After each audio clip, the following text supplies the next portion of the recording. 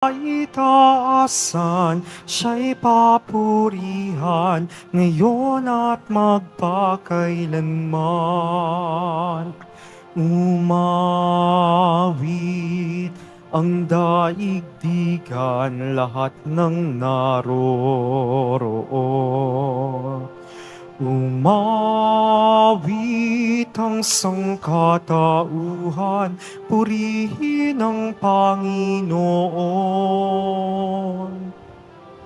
Papuri sa kaitaasan, siya'y papurihan, Diyos ng lahat, o papuri sa kaitaasan, siya'y papurihan, ngayon at magpakailanman. Simulan natin ang ating banal na pagdiriwang sa ngalan ng Ama at ng Anak at ng Espiritu Santo. Amen. Ang pagpapala ng ating Panginoong Hesukristo, ang pag-ibig ng Diyos Ama, at ang pakikipagkaisa ng Espiritu Santo naway sumainyong lahat. At sumaiyo rin. Mga kapatid, aminin natin ang ating mga kasalanan upang tayo ay maging marapat gumanap sa banal na pagdiriwang. Inaamin ko Sa makapangyarihang Diyos at sa inyo mga kapatid, na lubha akong nagkasala sa isip, sa salita, sa gawa, sa aking pagkukulang.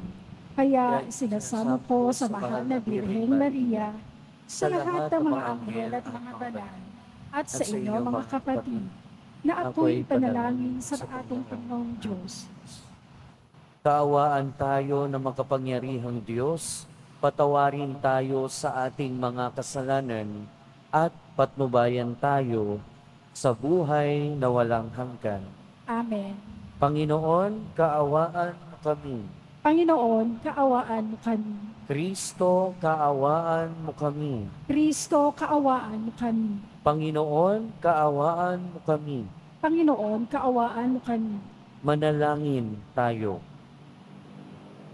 Ama naming makapangyarihan, pakundangan sa pagpapakumbaba ng anak mong masunurin, ibinangon mo sa pagkadapa ang sangkatauhang masuwayin. Ipagkaloob mo sa amin ang banal na kagalakan, upang kaming sinagip mo sa kaalipinan, ay magkamit ng iyong ligayang walang katapusan. Sa pamamagitan ni Hesukristo, kasama ng Espiritu Santo, magpasawalang hanggan. Amen. Magsiupo muna ang lahat.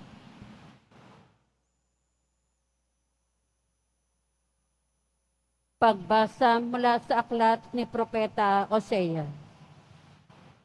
Ito ang sinasabi ng Panginoon. Masdan mo, siya'y muli kong susuyuin. Dadalhin ko siya sa ilang. Kakausapin ng buong giliw. At tutugon naman siya, tulad noong panahon ng kanyang kabataan, nang siya'y kunin ko sa lupain ng Ehipto. At sa araw na yaon, ang itatawag mo sa akin ay aking asawa, at hindi na aking Baal. Ikaw ay magiging aking asawa magpakailanman, Israel. Mabubuklod tayo sa katwiran at katarungan, sa matibay na pagmamahalan at sa kaawaan. Ikaw ay magiging tapat kong asawa, at makikilala mo ako, ang Panginoon. Ang salita ng Diyos. Salamat sa Diyos. Pag-ibig ng Diyos ay ganap, sa tanan siya'y nahahabag. Pag-ibig ng Diyos ay ganap, sa tanan siya'y nahahabag. Pupurihin ko't pasasalamatan ang Diyos araw-araw. Di ako titigil ng pasasalamat magpakailanman. Dakila ang poon at karapat-dapat na siya'y purihin. Ang kadakilaan niya ay mahirap nating unawain. Pag-ibig ng Diyos ay ganap, sa tanan siya'y nahahabag. Sa alinmang lahi ang iyong ginawa ay papupurihan. Ihahayag nila ang mga gawa mong makapangyarihan. Ang karangalan mo at pagkadakilay ipamamalita, at isasaysay ko ang mga gawa mo na kahanga-hanga.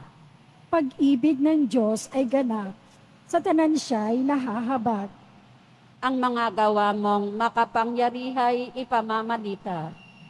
Sa lahat ng tao'y aking sasabihin, ikaw ay dakila.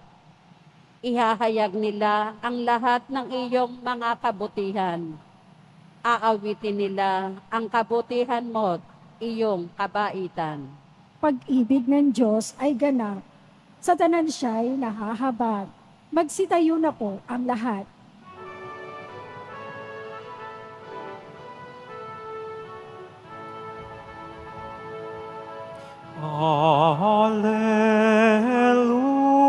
Alleluia, Alleluia, Alleluia,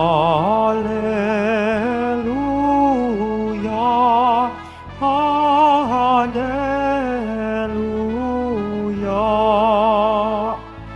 Si Kristo ay nagtagumpay, nalupig ang kamatayan, nagniningning ang pagkabuhay. Alleluia, Alleluia, Alleluia,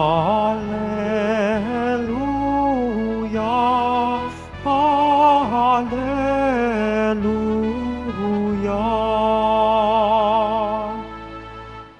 Sumainyo ang Panginoon. At sumaiyo rin. Ang mabuting balita ng Panginoon ayon kay San Mateo. Papuri sa iyo, Panginoon. Noong panahong iyon, samantalang nagsasalita si Jesus, may dumating na isang pinuno ng mga Hudyo. Lumuhod ito sa harapan niya at ang sabi, "Kamamatay lang po ng aking anak na babae, ngunit sumama lamang kayo sa akin at ipatong ang inyong kamay sa kanya at mabubuhay siya." Tumindig si Jesus at sumama sa kanya. Gayon din ang kanyang mga alagad. Sumunod din ang isang babaeng may 12 taon nang dinudugo. Lumapit ito sa likuran ni Jesus at hinipo ang laylayan ng kanyang damit, sapagkat sinabi niya sa sarili, "Mahipo ko lamang ang kanyang damit, ay gagaling na ako." Bumaling si Jesus at pagkakita sa kanya ay sinabi, "Anak, lakasan mo ang iyong loob. Pinagaling ka ng iyong pananalig." Noon di gumaling ang babae. Nang dumating si Jesus sa bahay ng pinuno, nakita niya ang mga manunugtog ng plauta at ang maraming taong nagkakaingay. Sinabi niya, "Magsilabas kayo, hindi patay ang bata, natutulog lang." At siya'y pinagtawanan nila. Ngunit nang mapalabas na ang mga tao, pumasok siya, hinawakan sa kamay ang bata, at ito'y nagbangon. At ang balita tungkol sa pangyayaring ito ay kumalat sa buong lupain na yun. Ang mabuting balita ng Panginoon. Pinupuri ka namin, Panginoong Heso Kristo. Magsiupo muna ang lahat. Welcome po sa Minor Basilica and National Shrine of Jesus Nazareno at magandang umaga sa inyong lahat. Mga kapatid, sa ating ebanghelyo, narinig natin kung tayo nagsimba noong nakaraang linggo, last week, narinig na natin yung kapareha nitong ating pagbasa. Ngayon, sa ebanghelyo, merong mga bagay na pareho o common experience nung dalawang pinagaling.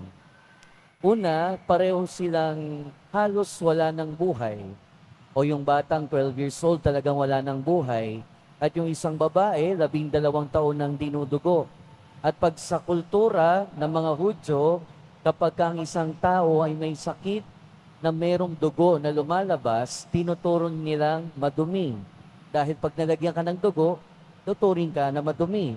And so, ibig sabihin, hindi siya pwedeng lumapit sa mga tao, hindi siya pwedeng pumunta sa templo. In other words, parang wala na rin siyang buhay. Pero pareho silang na-restore, nanumbalik ang buhay. Dito sa dalawang ito, sa bata at doon sa babae, pareho din silang hinawakan o pareho ding merong involvement ng paghipo o paghawak. Yung babae na 12 taon ng dinudugo ay humawak sa laylayan ng damit ng ating Panginoong Kristo at siya'y gumaling. Yun namang batang babae, hinawakan ni Jesus, kaya siya ay nagkaroon uli ng buhay.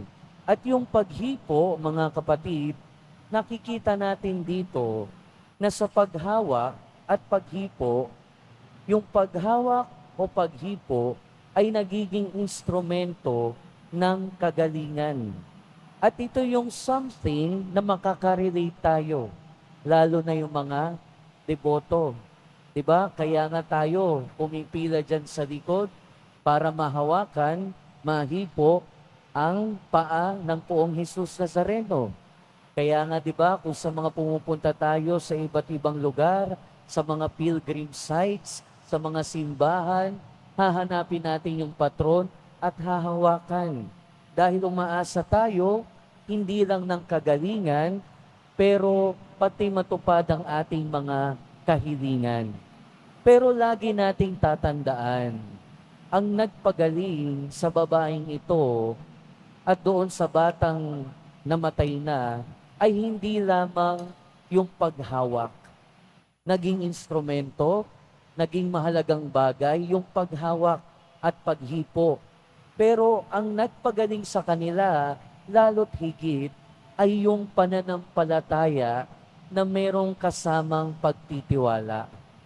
Kaya nga, di ba, doon sa unang bahagi ng ating pagbasa, narinig natin na ang may pananampalataya ay yung pinuno.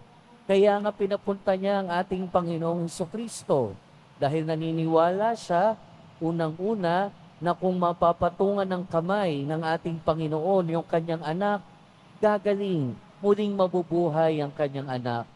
Pananampalataya na merong pagtitiwala.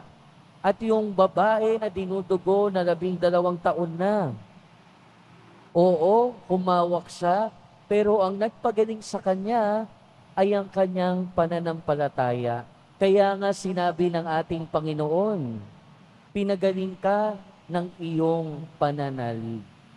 Mga kapatid, paalala dito sa atin na sa bawat paghipo natin sa imahe ng ating Panginoong Jesucristo at sa imahe ng kahit na sinong santo, sa paghipo natin ng imahe, kailangan merong may kasamang pananampalataya at laging may kasamang pagtitiwala. At sa bawat paghawak natin, paghipo natin sa imahe ng ating Panginoong Jesucristo, hayaan din nating hawakan niya tayo. Katulad ng ginawa niya doon sa batang babae na namatay na. At sa paghawak sa atin ng ating Panginoong Jesucristo, hindi lang naman kagalingan yung matatamo natin. Sabi sa ating salmo, pag-ibig ng Diyos ay ganap, sa tanan siya'y nahahabag. May habag ang Diyos, may awa ang Diyos. At kung hahayaan natin na hawakan tayo ng ating Panginoon sa pamamagitan ng ating panalangin at pananampalataya, merong kagalingan. At sa kagalingan, merong pagpapanumbalik. Pagpapanumbalik hindi lang ng lakas, pero pati ng buhay. Kaya nga sa unang pagbasa, narinig natin, sa awa at sa habag ng Diyos, nanunumbalik ang kanyang relasyon sa kanyang bayang Israel. Ganon din naman sa atin mga kapatid. Kaya sa pagpapatuloy ng ating buhay, tandaan natin sa bawat paghipo natin sa imahe ng ating Panginoon, hipuin natin siya ng may pananampalataya. Hipuin natin ang imahe ng ating Panginoon Kristo ng may malalim na pagtitiwala. Dahil higit sa paghawak, higit sa paghipo, ang mas importante ay ang pananampalataya na merong pagtitiwala. At kung tayo ay humahawak sa Kanya, hayaan nating hawakan din tayo ng ating Panginoon sa pamamagitan ng ating pananampalataya at panalangin. Dahil sa Kanyang paghawak sa atin, meron siyang habag, meron siyang awa, at sa awa at habag ng Panginoon, merong kagalingan. At kung merong kagalingan, merong pagpapanumbalik.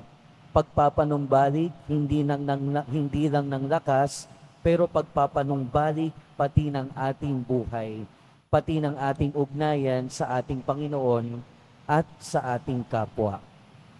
Amen. Magsitayo na po ang lahat.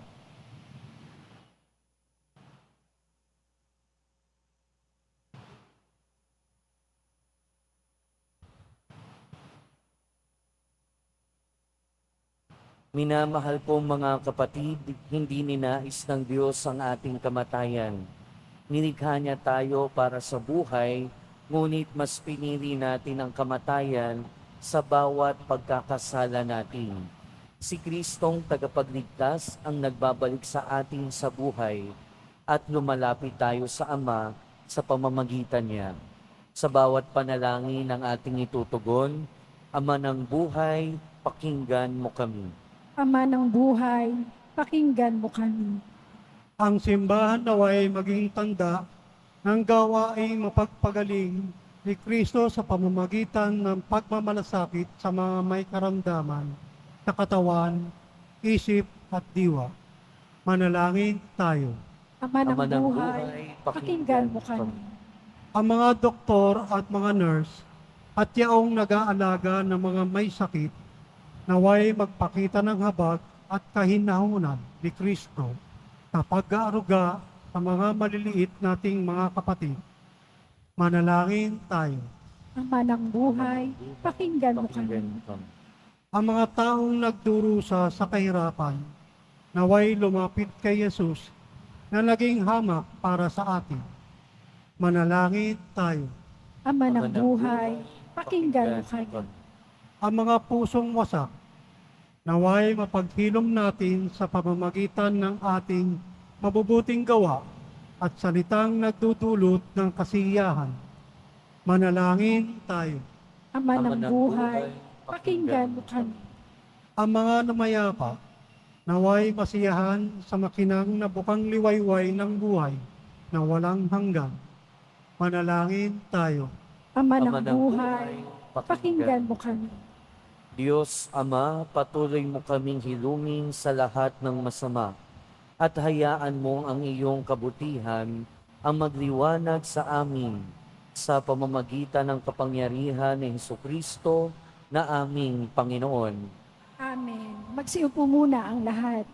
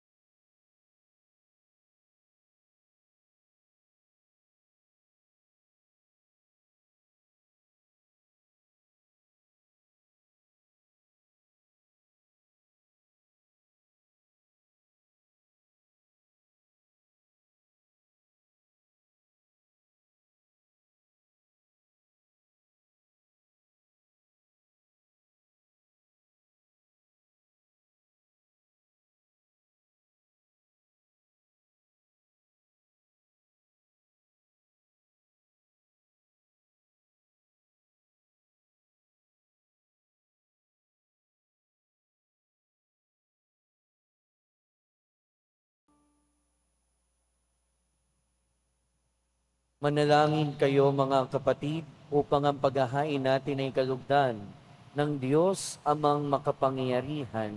Tanggapin nawa ng Panginoon itong paghahain sa iyong mga kamay, sa kapurihan niya at karangalan, sa ating kapakinabangan at sa buong sambayanan niyang banal. Ama naming lumikha, ang paghahain namin sa iyong ngalan ay siya nawang sa amin dumalisay, upang ito ay maging pagganap araw-araw ng aming paglipat sa buhay sa kalangitan. Sa pamamagitan ni Jesucristo, kasama ng Espiritu Santo, magpasawalang hanggan. Amen. Sumainyo ang Panginoon. At sumaiyo rin. Itaas sa Diyos ang inyong puso at diwa. Itinaas na namin sa Panginoon. Pasalamatan natin ang Panginoong ating Diyos. Marapat na siya ay pasalamatan. Ama naming makapangyarihan, tunay ngang marapat na ikaw ay aming pasalamatan. Pinagbibigyan mong ito'y aming maihayag, kahit na ito'y walang anumang maidaragdag, sa kadakilaang sa iyo ay likas. Sa pagpupuri namin ang nakikinabang, ay kami rin iyong pinakikiharapan sa pamamagitan ng iyong anak na minamahal. Kaya kaisa ng mga anghel na nagsisiawit ng papuri sa iyo nang walang humpay sa kalangitan, kami nagbubunyi sa iyong kadakilaan. Santo, Santo, Santo, Panginoong Diyos ng mga hukbo, napupuno ang langit at lupa ng kadakilaan mo. Hosana sa kaitaasan. Pinagpala ang naparirito sa ngalan ng Panginoon. Hosana sa kaitaasan. Magsiluhod po ang lahat. Ama naming banal, ikaw ang bukal ng tanang kabanalan. Kaya't sa pamamagitan ng iyong Espiritu, gawin mong banal ang kaloob na ito, upang para sa aming maging katawan at dugo ng aming Panginoong Hesukristo. Bago niya pinagtiis ang kusang loob na maging handog, hinawakan niya ang tinapay, pinasalamatan kanya, pinaghati-hati niya iyon, iniabot sa kanyang mga alagad at sinabi, "Tanggapin ninyong lahat ito at kanin.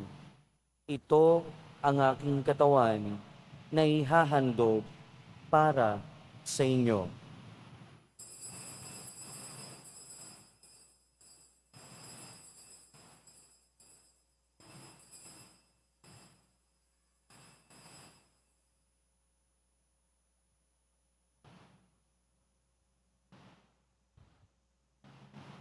Gayon din naman noong matapos ang hapunan, hinawakan niya ang kalis, muli kanyang pinasalamatan.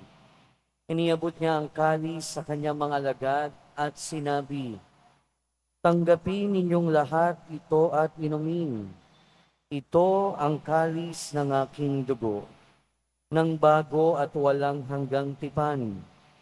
Ang aking dugo na ibubuhos para sa inyo at para sa lahat, sa ikapagpapatawad ng mga kasalanan.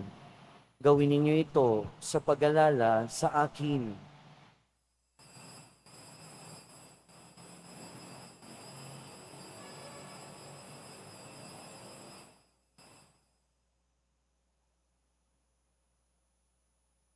Magsitayo na po ang lahat. Ipagbunyi natin ang misteryo ng pananampalataya. Si Kristo'y namatay, si Kristo'y nabuhay, si Kristo'y babalik sa wakas ng panahon. Ama, ginagawa namin ngayon ang pag-alala sa pagkamatay at muling pagkabuhay ng iyong anak.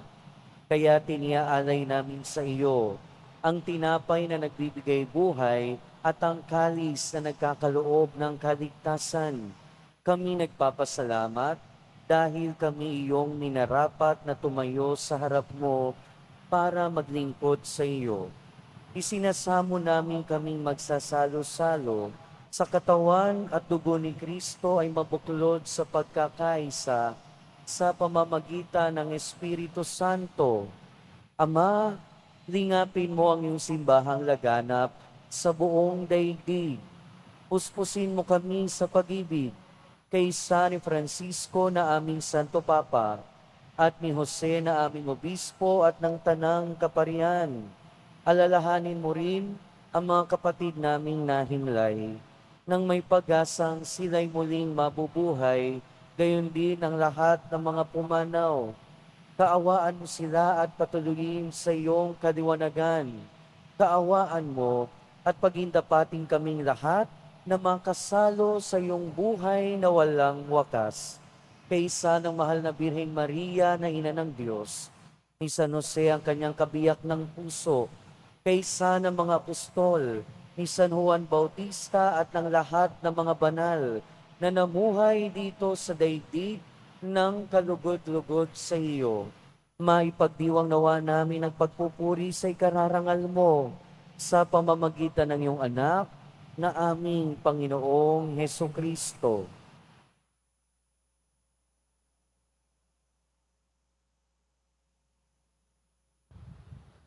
Sa pamamagitan ni Kristo, kasama niya at sa Kanya, ang lahat ng parangal at papuri ay sa iyo, Diyos amang makapangyarihan, kasama ng Espiritu Santo, magpasawalang hanggan. Amen. Sa tagubili ng mga nakagagaling na utos at turo ni Jesus na Panginoon natin at Diyos, ipahayag natin ng lakas loob.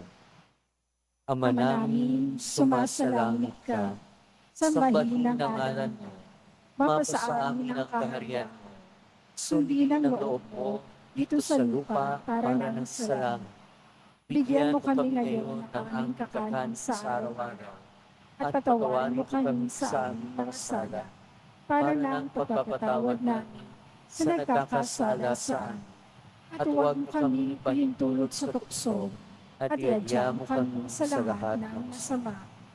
Hinihiling namin kami adya sa lahat ng masama, pagkalooban ng kapayapaan araw-araw, iligtas sa kasalanan at ilayo sa lahat ng kapahamakan.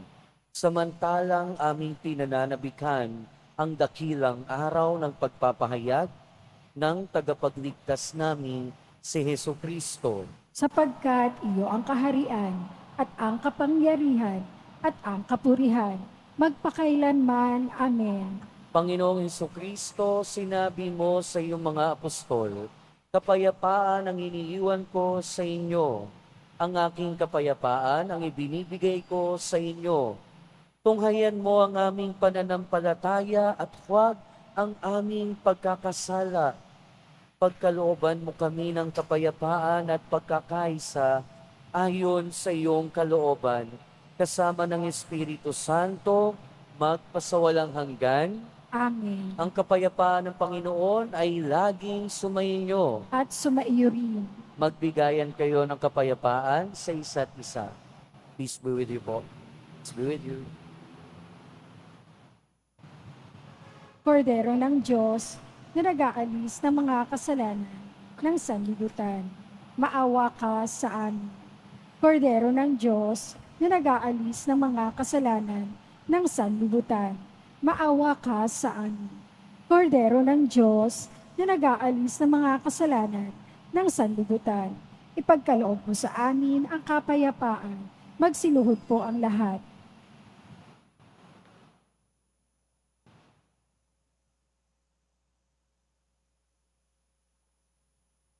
Ito ang kordero ng Diyos. Ito ang nag-aalis ng kasalanan ng sanlibutan. Mapalad ang mga inaanyayahan sa kanyang piging. Panginoon, hindi ako karapat-dapat na magpatuloy sa iyo, ngunit sa isang salita mo lamang ay gagaling na ako.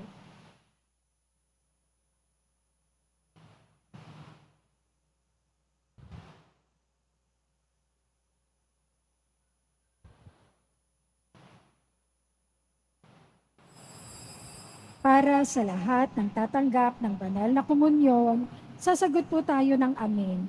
Pagkasabi ng pari o ng lay minister ng katawan ni Kristo at isubo agad sa bibig bago umalis sa harapan ng pari o lay minister. Sumunod po tayo.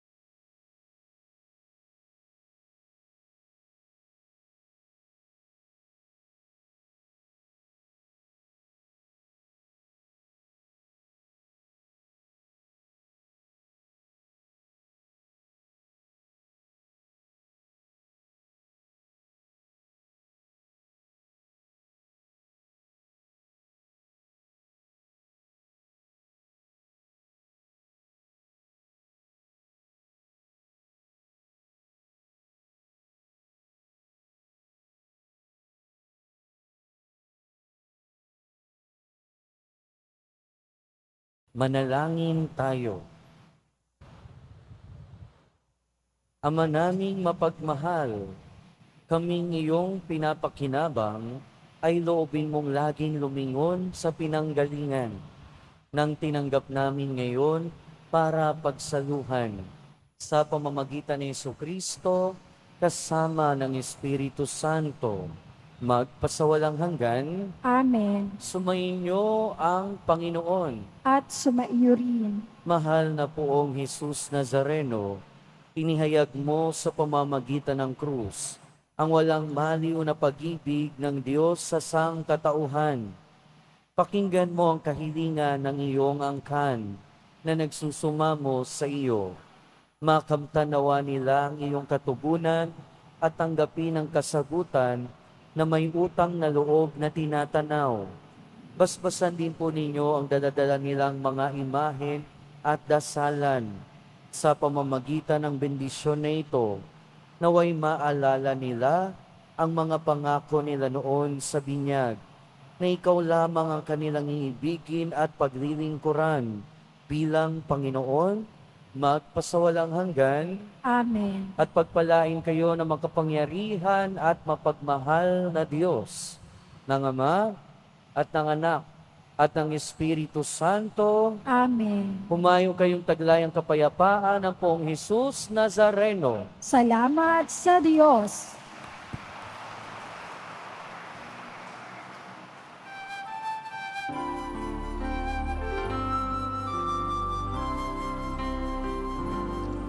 Nuestro Padre Jesus Nazareno, sinasamba ka namin, pinipintuho ka namin, para mong aming buhay at kaligtasan. Nuestro Padre Jesus Nazareno, iligtas mo kami sa kasalanan. Ang krus mong kinamatayan ay sagisag ng aming kaligtasan. Nuestro Padre Jesus Nazareno, dinarangan ka namin. Nuestro Padre Jesus Nazareno, niluluwalhati ka namin. Nuestro Padre Jesus Nazareno, dinarangal ka namin. Nuestro Padre Jesus Nazareno, nilulwalhati ka namin.